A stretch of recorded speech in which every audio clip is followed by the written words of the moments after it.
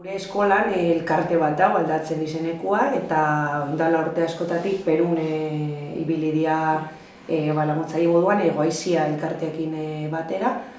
Eta aurten hezkuntzan inguruko saioak eitzeko asmoa zekenez, guri galdetu zozkuen ia interesak ekagun juteko. Gauzia da, oinen lantzen zebizen proiektua zala estimulazio goiztiarrari buruz. Da, estimulazio goiztiarra lantzen da aurre hezkuntzan berez. Orduan proposamena oin zehazki izan da guretako horregaitxikan, bai.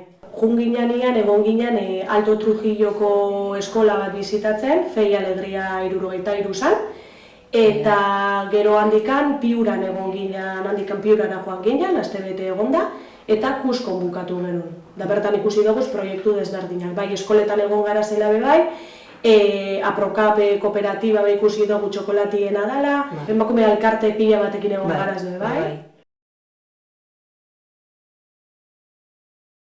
Umeren batek, badibez, begisa okertuta badaka, igual urte bete arte normala da, baina gero baldin badaka, igual horria gero bere lateralidadian eta eragin aukileike.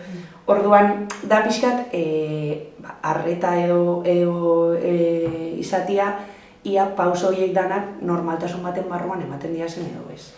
Eta gehien bat be aukera emotia, ez?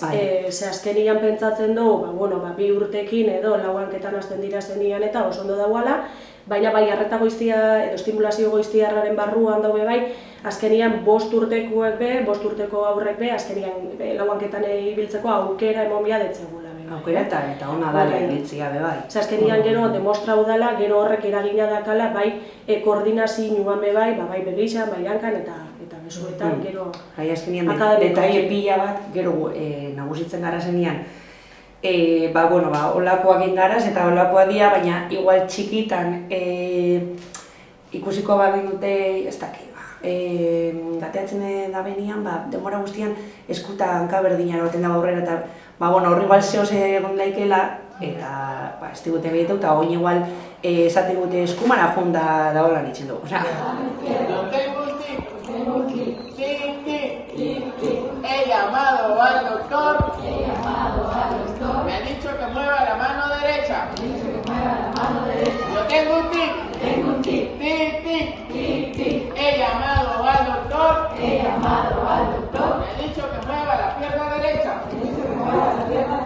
Azkenian, patron kruzau deitzen dut, zu ibiltzerako orduan be, azkenian automatikoki egiten dozu, baina bai eskumako hanka botatzen dozunean, eskerreko besuak intzabiz, azkenian holan robotaketa moduan. Eta hori azkenian, ikasi inbia da, eta estimulazio goiztiarraren barruan dago. Bai, geixo lantzi igual, azkenian guk gauzak ikasten ditugunean, beti hasiera baten horretan pentsatzen dozu, ez dakit seguramente txikizak gina zenian, oinezian asterakoan, gure buruan egongo zen eskumako hankera, eskerreko eskuma, eskerra, baina gero ia bihurtzen da mugimendu bat automatiko kitzen duzuna, ez? Orduan da, momentu horretan, ikasten zauzen momentu horretan, zeo zer ez badoia ez, hor zuzentzia, ez?